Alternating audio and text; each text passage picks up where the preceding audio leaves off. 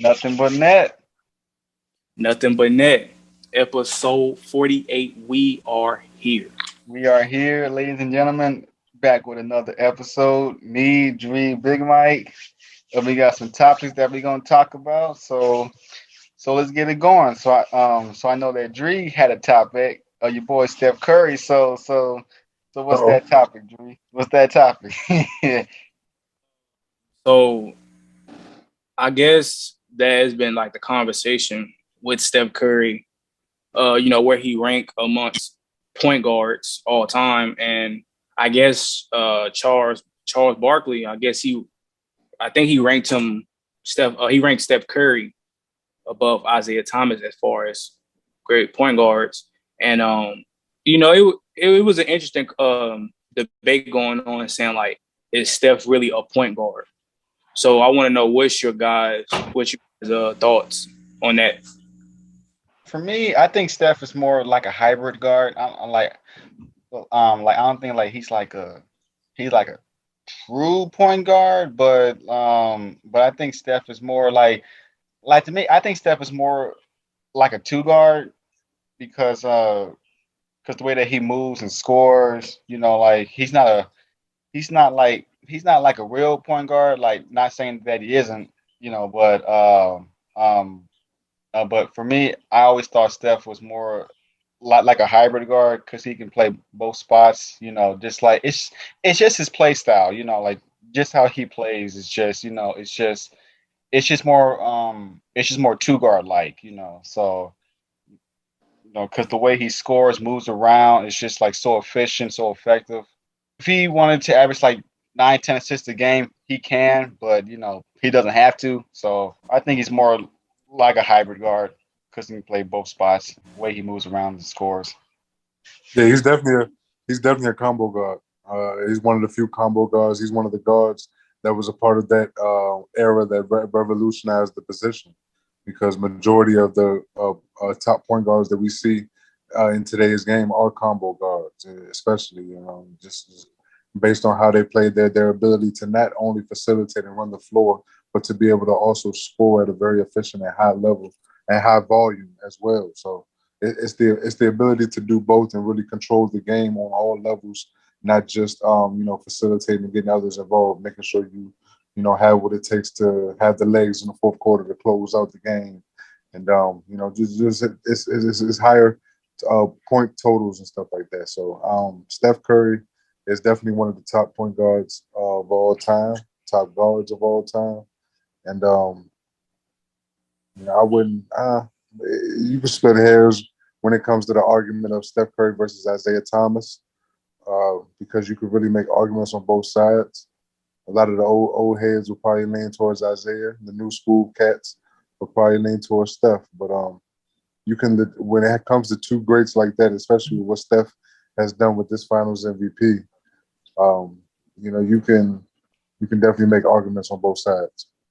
Um, I understand both perspectives as opposed to just saying that Curry is a point guard, because to me, I don't feel like Curry is a true point guard. Like if you look at players like Magic Johnson, hell, Isaiah Thomas, Chris Paul, you know, John Stockton, they are point guards, like true point guards.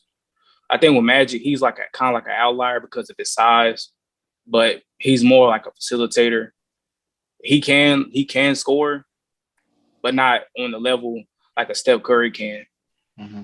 I consider Isaiah Thomas a point guard because he can score better. Like he can score better than Magic, but he can't score on the level of Steph Curry. But he's more like a facilitator. Hmm. So when it's Steph, it's like he's not like a facilitator. He's more like a disruptor type player. But but like he's like a score first. You know, he gets his spots off the dribble, things like that. So like, yeah, I don't think to me, I don't. I think Curry is a hybrid guard because I think when he came in the league, I think he was a shooting guard. I think, if I'm I not think he was mistaken.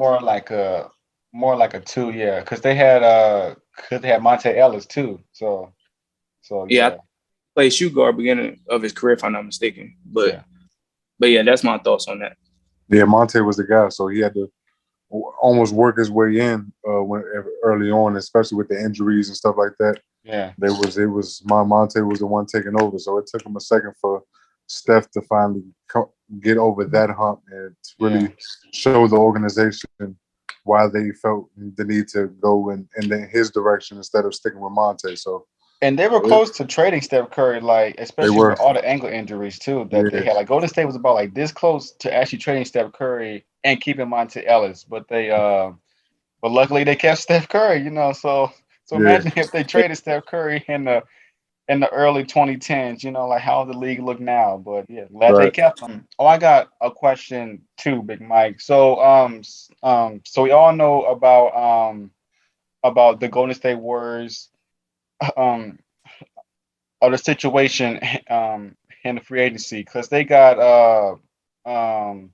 they got Clay Thompson, Draymond Green, Jordan Poole, and Andrew Wiggins. They are all due for contract extensions, but I heard that Golden State I think they can only extend two players. So out of those four players, which two players are you willing to give contract extensions to? Because you can't pay all the guys, because they'll be in luxury tax hell for the next like 5, 7 years.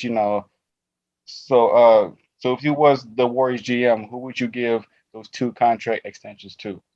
You said Jordan Poole, Andrew Wiggins, and who else? Jordan Poole, Andrew Wiggins, Draymond Green, and Clay Thompson. Even though like, I don't think Clay is due till I think the year after this season. Yeah, but I heard that he'll be due for an extension. Draymond Green definitely said he wants max money too, and his name's been in the news a lot too because like they said that he's more like a glorified role player, a glorified max role player. For Draymond, that's the case. That's the case on majority of the other teams in the NBA. But on this Warriors team, he's more than just a glorified role player. That's what I exactly said He's too. on this team. He actually brings immense value that doesn't come up on the stat sheet. You really just have to hone in and watch the games to really see his value. Um, Someone like that, Clay. I'm not. I'm really waiting until I see how he looks this year because this is for a full off season for him going into the new season. I want to see what he looks like with a full off season. Wiggins and Poole, man, that's tough. Man, that is tough. You got Andrew Wiggins, who might end up getting the short end of the stick because of the fact that his trade value is going up and up, and that's something I think that I feel like Andrew Wiggins is somebody that they would use more so in the trade value because he's becoming a more vital asset over time. And what you could get back for Wiggins and another something else, another player or another few picks in a package to potentially get somebody else, I think that could be greater down the line than what Jordan Poole is. And I think they really like Jordan Poole a lot. I think they really want to keep Jordan Poole. So if I had to make a best, I would say that Andrew Wiggins would probably get traded. And that's tough because I don't know if they would trade Draymond. I don't think they would trade Draymond. I No, think they I keep don't think they Draymond. would. No, no. And they're just gonna wait. They're just gonna wait on. They're just gonna wait on Clay to the next year. Yeah, But I yeah. think Draymond and Poole are two guys that they really want because if you got someone like Draymond on your team and he's a defensive anchor and Andrew Wiggins is a defensive anchor as well, but I don't know. I just feel like offensively, what Jordan Poole gives this team, I think that's something that they would take And over top. especially for his age too, because he's only 22 years old. So and he's already starting to become a second, third level scorer down the line. So like Golden State should do everything they can to keep Jordan Poole because he was the diamond and the dirt. So I think extending Jordan Poole can be crucial down the line. So like plus Golden State has one of the best young cores. Like just look at Moses Moody, James Wiseman's coming back healthy next year. You got you got Kaminga. I'm like, bro, like Golden State is set. So like because with their roster right now, they can still contend for the next 3 to 4 years. Like it just all depend upon health, and everything. So Yep. but Golden State has one of the best cores right now. So and he Yep. still got this and he still got their and they still got their main guys. So Yeah, watch out. they got one of the best problems that you can have in the NBA, and that's having a lot of assets, a lot Yeah, of too much young assets. talent, Too much assets. young talent that is cheap. Jordan Poole right now with what he brings to this team, and he's still on his rookie contract. He's cheap. Because nobody Someone expected like Jordan that. Poole to pop off. Like nobody expected Jordan Poole to go off like this. Um, with Clay being out, it was just a great opportunity. And guess what? He made the most out of it. So Yeah, well, yeah, him learning behind Steph these last 2 years, that yeah, especially every day in practice and things like that, that's really helped a lot with his development. And yeah. you saw it in his improvement in his second year from his rookie season. So Hmm. I'm looking forward to see what strides he takes in his third. Yeah. I mean, it's kind of tough because it's like all those guys are very valuable to any team, and especially the Warriors. Um,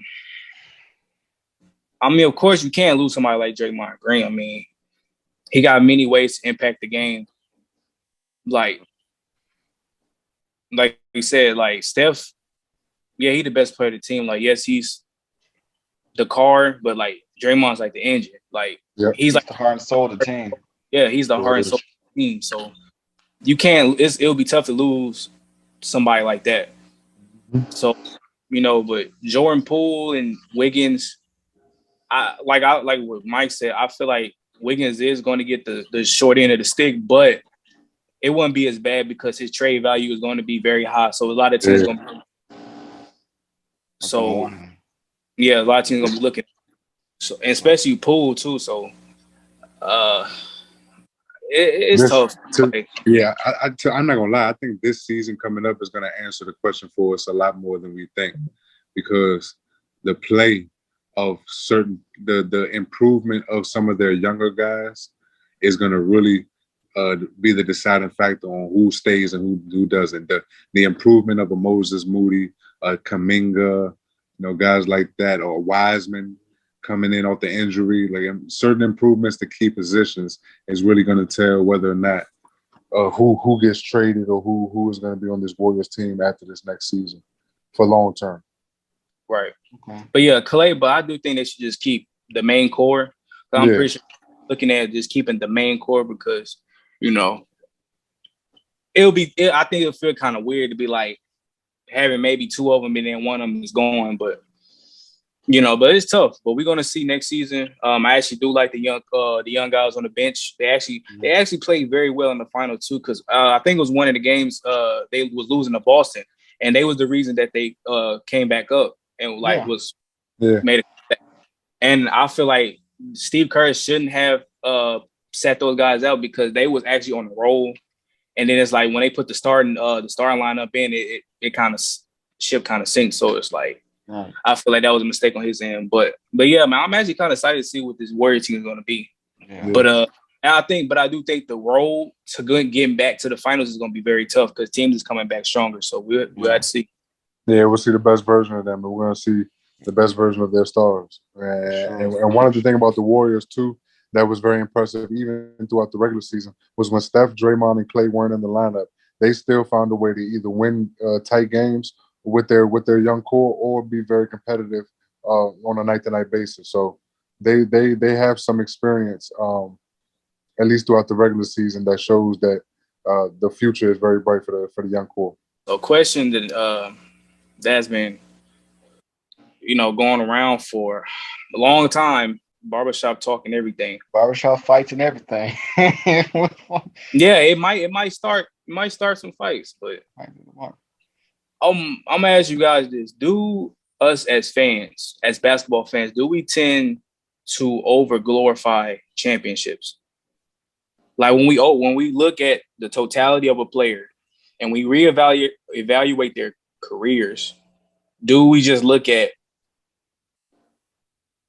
did the person win or not, instead of not looking at the journey that player went to, but we just look at the rings? What do you guys think? You go ahead, Mike. That's honestly one of the biggest problems we have in sports perspectives now, is not only just in basketball, but in most sports. The journey and the understanding and putting certain players' journeys in respective journeys into perspective, compared to another one where you're actually having these debates is one thing. It's one thing to just talk. Oh, he's better, this, that, and the third. But when you have a two-dimensional understanding of why you think someone's better, and you're not breaking it down the whole entire perspective, it shows the holes in your viewpoints. So with this championship thing, yes, there are plenty of players that um, didn't win championships, but we still look at them as elite players in this game and really top players. Charles Barkley is one of them. Yeah. Allen Iverson is one of them. John It's just so Stockton, many. all those. John Yeah. Stockton, Karl Malone. Like, it's certain players you have to look at what took place in the perspective of what happened. All the totality of everything, all that always comes into play.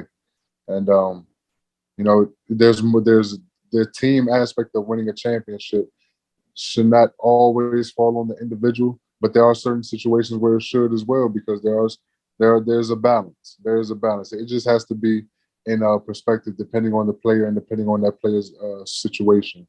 And I don't think that it gets taken into account enough, the journey that one player might have compared to another, when we're actually talking about rankings and sports debates and stuff like that. I think it just sometimes it gets, the angles of the conversation can sway to a whole nother direction, and then you're wondering where we're actually really going.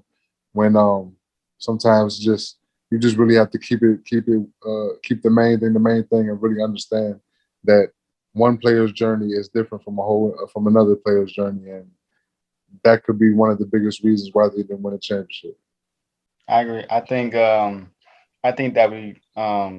we do tend to over glorify championships a little bit, because like it's just not all about winning championships. Like I think for me it's just like it's just maximizing your career as best as possible. It's even if it's with championships, without, as long as you maximize your career and you're happy. I mean, like, I don't think we should hold not winning against them, because they still get talked about to this day. Like you said, John Stockton, Allen Iverson, Charles Barkley, Chris Paul, et cetera, et cetera, et cetera.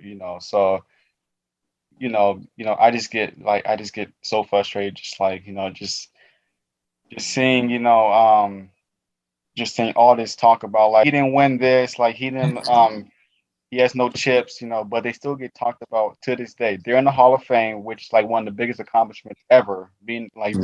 being in the Hall of Fame.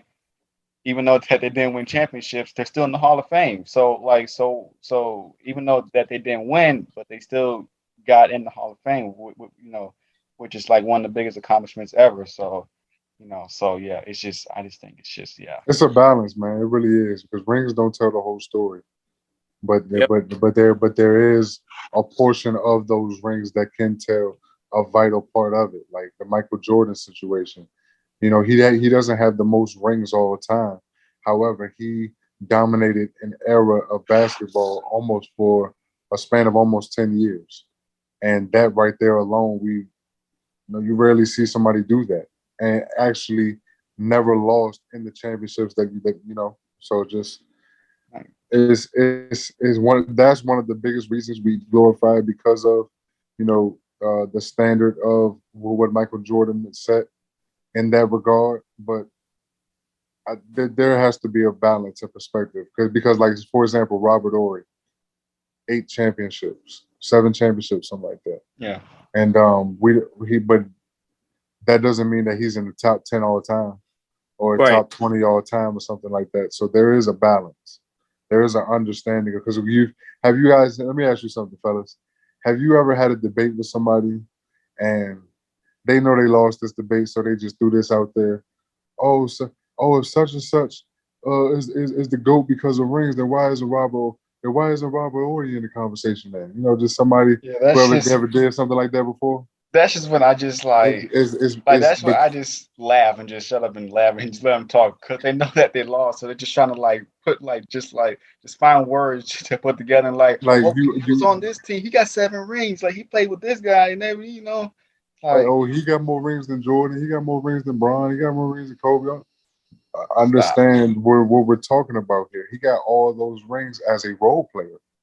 Never once, not one team he was Robert Ory on, championship teams was he the where main he was guy? the best player on the championship on that team. Most It points he averaged never was 9 happened. That's points. not what we're I'm talking like, about. stop. Just stop. But there was every championship Michael Jordan won, he was the best player on the team.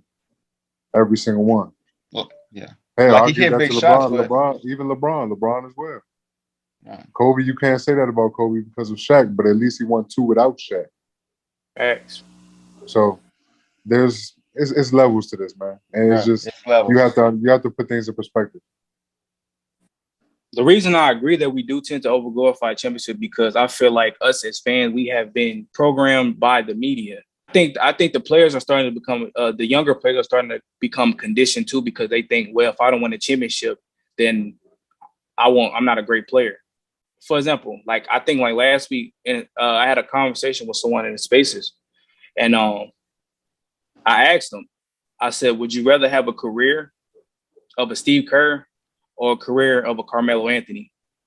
And then he said, I'd rather have Steve Kerr. And he said, because he won. He said Carmelo was a loser.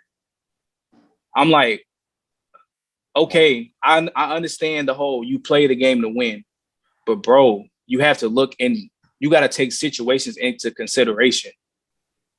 Like, do you think that if Carmelo Anthony was drafted by the Pistons, the same year they went to the final, you think he would have a ring right now? How much you think that his career would have been like?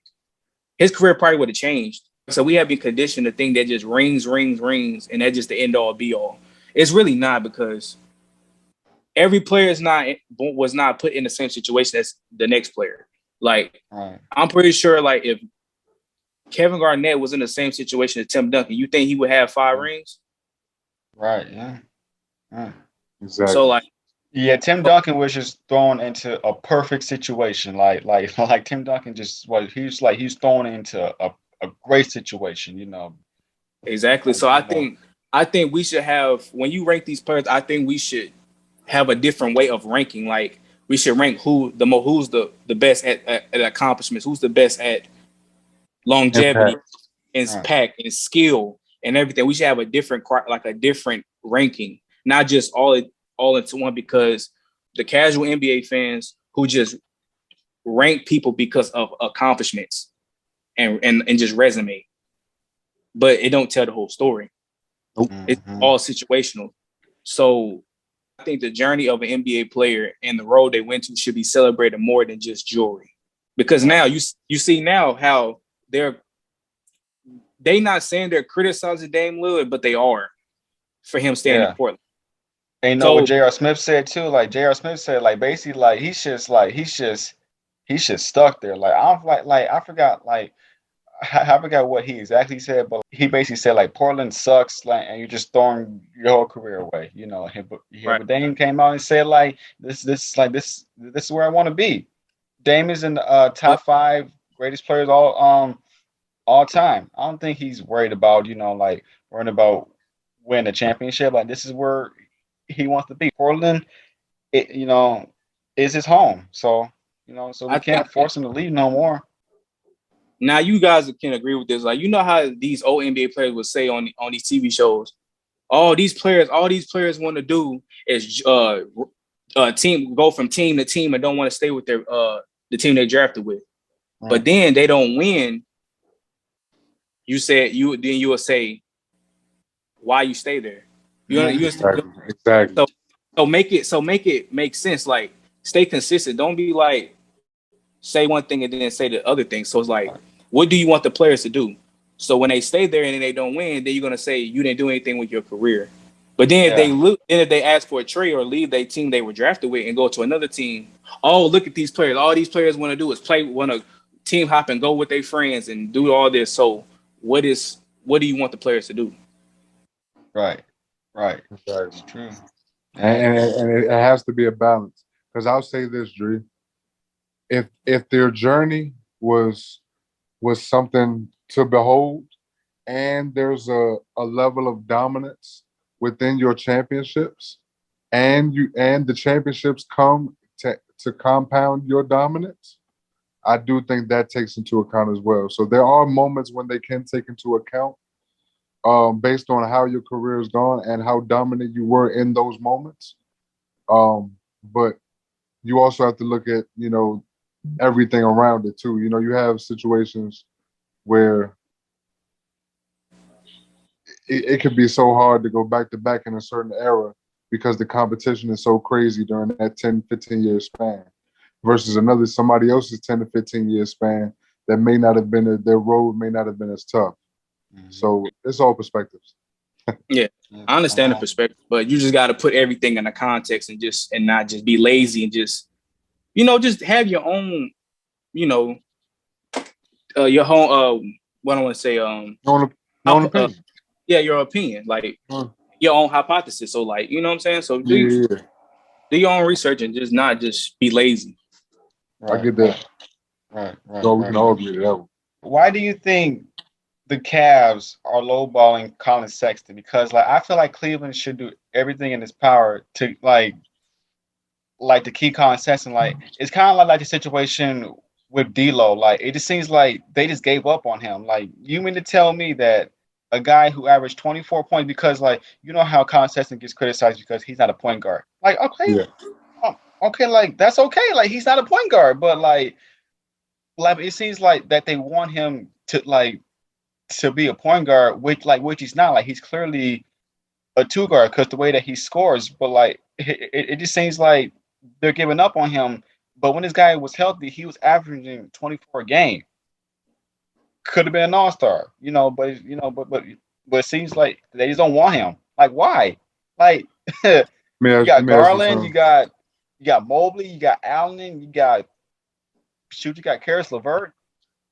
Why? Like what's going on? Like you just gave up Let me on him like that? let me ask you something. When Colin Sexton was balling, what was Darius Garland doing? Yeah, that's yeah, that's true. Yeah, Darius that's Garland didn't blossom into the player that we see now because Darius Garland was coming off the bench. That's a fact.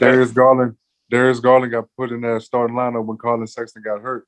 And unfortunately for him, it was a season-ending injury. But for the Cavs, it gave them clarity on what their future should look like. Because not only was Darius Garland cooking, but they also set up a situation where they traded for Karis LeVert to give him a solid shooting guard in that backcourt to pair them up and to complete um, someone offensively that can match up that with that firepower, along with the bigs that they already have. That right now, Colin Sexton, he's someone that needs to spread his wings and be in someone's starting lineup. The Cleveland Cavaliers have told you what their future holds. They just paid Darius Garland the max supermax. money. Yeah, they They just paid just him got like him the almost money. $200 million. Yeah, They invested in trading for Karis LeVert midway through the season. They're letting you know off rip that that's what their backcourt is for the future. That's what they want. Now, because you have someone like Colin Sexton, who we know is a starting point guard in this league and can start for many teams, you have a situation where instead of trying to keep him and cause friction within your backcourt and potential, who comes off the bench, who's getting the touches on this night, who out of rhythm and potentially harming your team. You ship him out of there so he not only he can spread his wings on an organization that fits his game, but also you can bring in some other players or another player that can suit one of your needs going into this season. okay, That's a fact. That's a fact. okay. But yeah, what you said about Jeremy, what you said about you feel like the Cavs has given up on Sexton. I agree with you. I'm gonna go a little bit further. I also think they gave up too early on Kevin Porter Jr. by letting him go. Mm. I Yeah, feel remember like when Porter was going through that like rough time and everything, and he said, "Nah, nah, nah," and and they gave him garbage bags just to put his stuff in. I'm like, you mean to tell me that you moved his locker and put like garbage bags and stuff? Like, bro, like what? Wait, like what is that? Like, but yeah, yeah, they gave up on him to the point that they was thinking about taking him out of the rotation. So I'm like, damn, like you got a player who's good enough. Like he has games where he showed glimpses of what he can be, and it's like, damn, like you giving up on him like that. But I mean, I understand what they're trying to do, but it's like they're trying to build around Garland and Mobley. Cool, but why not include Sexton? Just have a big three. That's Right. not what's so hard about that. Yeah. Why And not then him be a part of the journey? You know? right, you got other guys like Karis LeVert. Then they got Morgan, and they got they had Ricky Rubio. Now Ricky Rubio gonna be out next year because No, he's playing. They brought him back. then he get hurt. Yeah, Yeah. but he Yeah. Yeah. He he tore gonna his be back ACL. though. Okay. He got hurt early in the season. Yeah. So they probably gonna keep Rondo. Maybe I don't know. Probably not because they got Rubio. So why would you have Right. Rondo? Exactly. Yeah. Why'd you keep Rondo? Right. We'll see. But yeah, they should keep. I mean, why not include Colin Sexton? I mean, he was there before Garland and Mobley even started, so he Right. was there during the rebuild. So But it it's like, seems like, but to me, it just seems like they wanted Colin Sexton to grow up so fast. It's like why? Like you haven't even like let this kid like get it like like just let the game slow down for him. But it just seems like they wanted him like just to like just to be this point guard right away. Like no, like he's 21 years old. Like you think he's gonna like be that guy like that quickly? Like no, like and that's where they just kind of like say like oh fuck it, like it was a mistake drafting him. But yeah, but he gave you 24 a game a year before. Like, but I don't know, man. I don't know, but they got their guy and Darius Garland, so we'll see what happens with him next year. So Let me yeah, ask you fellas this. If Darius Garland didn't evolve into the player that he is today, would they be talking about trading Colin Sexton? nah, no. So the majority of this conversation is based on the evolution of Darius Garland's game, along with the fact that they got Karis LeVert in there. And keeping someone like Colin Sexton right now would mess up the chemistry of the team. Like Colin Sexton is really a starting point guard in this league. What are you going to bring Colin Sexton off the bench? He was your top draft pick just a few years ago. So you're not going to bring him off the bench, and you're not going to start him over Garland because you just gave the franchise keys to Garland based off what he showed you last year. So it would mess up the team chemistry right now to have him there when you can easily ship him away and get some assets back for him. But you got to also take into consideration what if it just happens that Darius Garland doesn't do the same thing he did this year, or he don't live up to the expectations in the next few years? Then what? So you gave away Colin Sexton because you was a fan of the moment? No, that's not what they're banking on. They're banking on Darius Garland to be that guy because they believe in his work ethic and they believe in the work that he put in and they believe in what they saw out of him last year. They don't believe that to be a fluke. They believe that to be something that can be duplicated and evolve in times and years to come and stuff like that. So they're banking on Darius Garland to be that guy. And look, man, we've seen teams do this plenty of times. This is just one of those unfortunate situations when you have a star player suffer a key injury that hasn't misses a long period of time, and under him you have a dog who's starving and hungry, and really the only thing that's stopping him is the fact that he's not getting the minutes of the starting point guard in his way, and that's what you have with Darius Garland. It's almost like the in a little bit different sense the Wizards situation with Bradley Beal and John Wall. You know, Bradley Beal, when John Wall got hurt, Bradley Beal had to take over the reins of the team, and he was the second fiddle guy when not second fiddle. He was the co-star with John Wall during the time. But then when John Wall left, he had to be the guy, and he turned into that guy because he got more touches. He became a better all-around player on both sides of the ball, and leading the team. So and what do? We ended up trading John away because it's at a certain point in time, you got to realize when you have something and you have to move on from it. This is one of those situations where I feel like if Cleveland knows what's best for them, they'll move on from Colin Sexton. All right, Drew, let's get after the net. So what? So what you got to say? I'm gonna put all of us on the spot here. So from these three rappers or artists, give me what you think is the best album from these three. Okay. Jay-Z, Nas, and Biggie. Okay.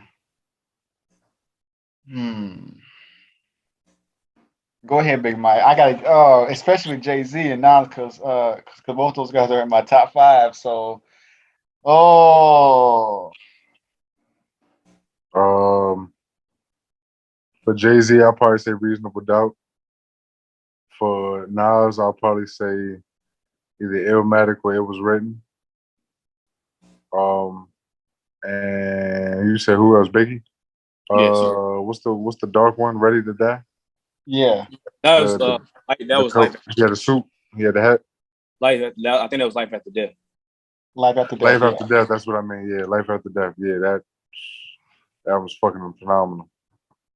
Can't stop listening to that album. Okay. But for me, Jay-Z, damn, man. I'm gonna go Jay-Z, The Blueprint 2, the Gift and the Curse. Nas, I'm gonna go with Stillmatic. And Biggie, I'm gonna go Ready to Die. Yeah, especially Jay-Z one. That was tough. That was tough. Well, for me, Biggie, I'm gonna go with because Biggie only got 2 albums, right? Yeah. You only got 2 albums. So I'm gonna go with I'll probably go with Life After Death. Both of them were great albums. I think I like Life After Death better. Jay-Z, even though I'm not a Jay-Z stan or a Jay-Z fan, but like I always respected his craft. I think I'll probably do either the Blueprint or the Black Album between the two. The reason with that was great too. You know what? For me, even 444 was a 444 is very underrated. Was a dope album. Very underrated. I love that album. I'm probably gonna go with the first Blueprint album. I'm gonna change my mind. I'm gonna go with the Blueprint 3.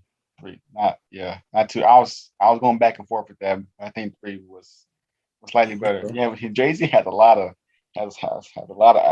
Blueprint 2.1, Black Album, American Gangster, Magna Carta. I'm like, damn. I did like the Volume 3 album from Jay-Z. I think that was a dope album. Okay. From Nas, I'm gonna go with It Was Written. I mean, but it's a lot of dope albums from Nas. Even though, most people say that Illmatic was probably his best album. I think It Was Written, Stillmatic, and I Am was probably better than Illmatic. But I will say I do think that Illmatic was probably the best debut album from a rapper. Okay. I don't know if you want to debate that, but but I do think that's arguably you can say that was probably the debut album. Especially from someone who was still a teenager. Nas was like 19 years old when that album dropped. Nas was ahead of his time, man. That's one of the main reasons why people hold that album in such high regard is because of how young he was, spitting that knowledge. Fact. That's a fact. But also too, I do like Nas' new album King Disease too. That's a dope album. Yeah, King Disease 2 is real good. Yeah, King's Disease. So, and also, what's your favorite song from all 3 artists? Okay. For me, hey, Jay-Z.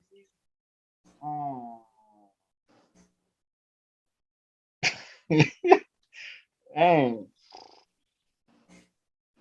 I'm gonna go Jay-Z. I'm gonna go. It's a song off Blueprint 3. It is called Young Forever. Yeah, Young Forever. It's with I forgot the name who's featured on it, but but that song holds a place in my heart. Nas,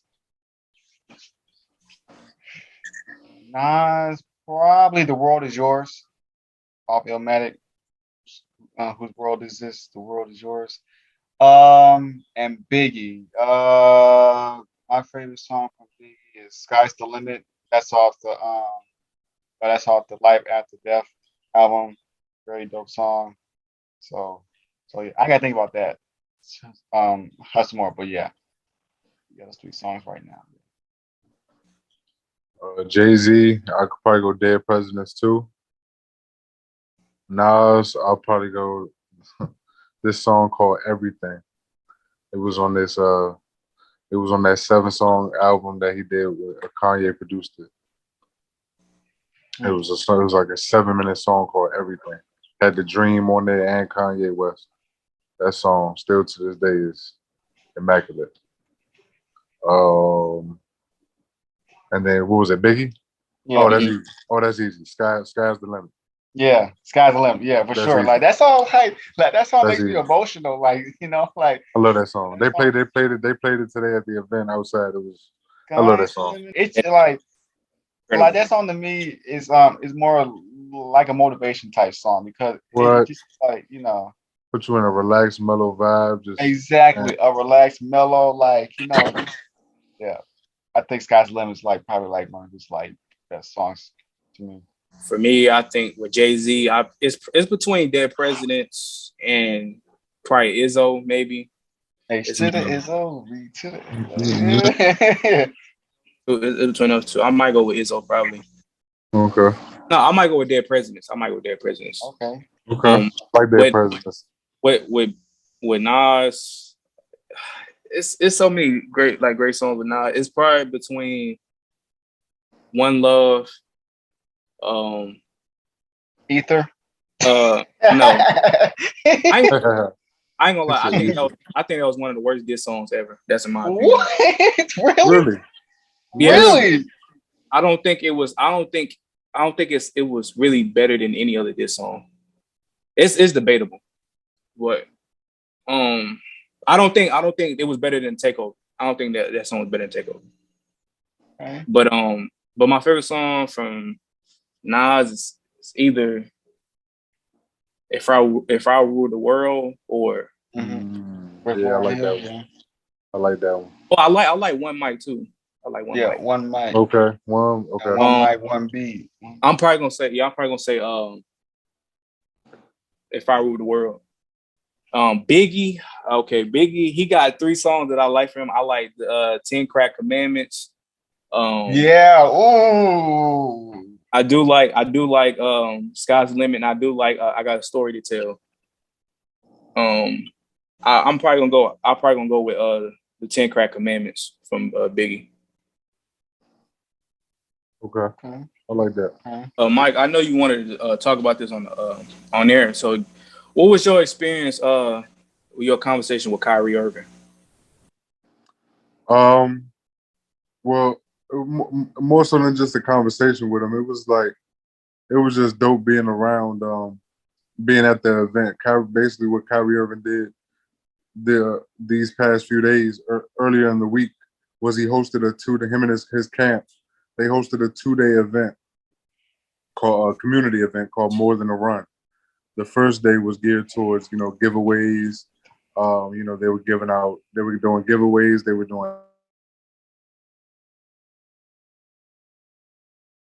looking out for the community.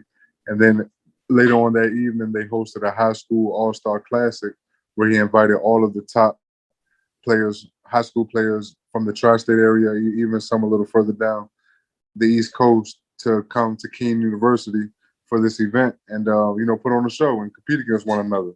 And that's exactly what they did. They put on a show. It was a special performance from different players. I got a chance to connect with some of those guys. David Dix, he's a nice, solid young point guard, young person.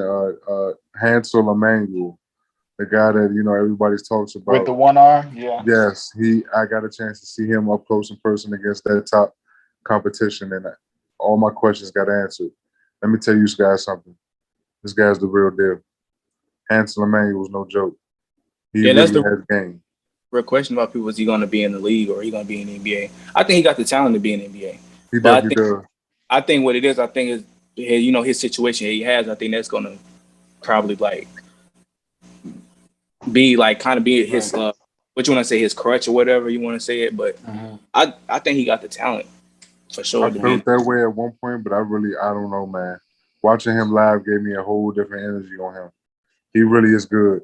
I say good. He's great, man. He's a damn good basketball player. Just seeing him And dunk, like just seeing him just like dribble the ball, like do between the legs behind the back. I'm like, how is he doing?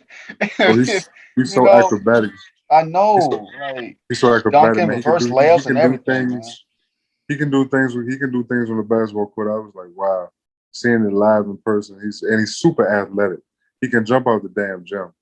Yeah, He for was sure. special to watch. And it was a lot of other dope players to watch that day, and they put on the show. They played about 4 games, and they really competed at a high level. And then the next day, which was Thursday, was the main event day. So they had one on one competitions against Hmm. each other, about 4 or 5 of those games, and then they finished the night off with the main event All Star game, which features some of the top. Obviously, it featured Kyrie Irving playing, but it also has some overseas professional players.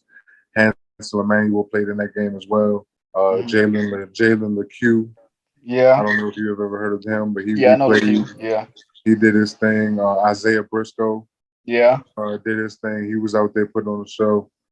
It was different guys, man, doing their thing for sure. It was Zeke Frost. He's a professional basketball player as well. He was out there, so it was great energy, great hoops, great basketball, great show to watch. Um, I actually had a media pass for a day and a half until the main event, and I actually got a chance to sit courtside and enjoy the game and watch Kyrie Irving play. Watch, him put on a show for Jersey and put on a show in his hometown. Kyrie Irving, from what I heard, was getting a lot of slack about not showing up to the Drew League when they yeah, said that when LeBron showed up, they said that he was yeah, scheduled to play a game before him, and he yeah, didn't show up. And you know he didn't show up because he was at Phil Handy's camp and he Yeah, was looking out for the kids and stuff like that. But the Drew League media didn't talk about that because they were just emotional that Kyrie didn't show up, so they put out whatever story. yeah, Um, that's what they so, didn't bring up but because but but an event like this, and what made that All Star, I'll tell you this, what made it's a couple things that stood out to me. One thing that made the All Star event so dope was that you had the Brooklyn Nets there, you had his teammates there, you had Kessler Edwards, you had Royce O'Neal, you had David Duke Jr. showed up. The Brooklyn Nets media was there showing love, and the event was called More Than a Run. And on the logo for the event is a crown, and the colors are red, black, and green, saying More Than a Run. Kyrie was telling us something, um, you know, and putting it right in front of our faces. You know mm, what I mean? yeah, With those colors, the symbolism, just the energy that was in that building both of those days. I mean, you really just had to be there. I know highlights are one thing, and watching things on YouTube and videos and playbacks and stuff like that are nice, but the electricity in that building was special. Being able to watch Kyrie Irving courtside play basketball, even if he wasn't, going crazy or like his usual self in his old pro am days, he was still doing his thing. This is my last point on the Kyrie situation. I actually took a chance after that event to go back and watch old pro am highlights of Kyrie Irving back when he was at Montclair State in 2013, or back when he was at the J crossover in Seattle, or when he went to the AEBL in Atlanta for Lou Williams. The biggest difference that I saw from those pro-ams compared to this particular pro-am that he had, the more than a run, hmm, run that he had the All-Star game, was a sense of selflessness. He didn't feel the need to, you know, like take over the show the entire game. You see if you really watch Kyrie Irving over the last few years in the NBA, you've seen his selflessness and you've seen his ability to, you know, play team ball in a sense. And I think their maturity has come not only just his evolution on the court, but his evolution off the court as a man as well. Just tapping into his spirituality, tapping into a certain vibration and a higher frequency by the day. And I think that's really trickling down on the basketball court. And at an event like this, where it truly was about the community, I think off the court, we know what he represents and what he means to the community, not only in Jersey, but I think on the court as well, you're seeing his ability to, allow the game to come to him and really get the best out of his teammates. And that was something that I saw in this tournament. He didn't go crazy and try to, do anything extra out of the flow of the game. He really just let everything come to itself. And when it was time in the fourth quarter, he took over and he put on a show. His team ended up losing. However, they were down by a certain margin, and him and Isaiah Briscoe putting on that show in the fourth quarter really, really brought the electricity in the building. And it was just a great moment for basketball fans in Jersey. Man. Okay. That was a dope. I appreciate that was a dope experience. Yeah, right. I had a chance to. He signed I had a St. Patrick's jersey, 11 jersey when he was in high school. He signed it for me. He signed my Kobe Bryant Mamba Mentality book. It was a dope experience all around. All right, y'all. All right, episode 48. See y'all next week. I'm Jeremy. I'm Dree. Yeah, it's Big Mike. All right, we are out.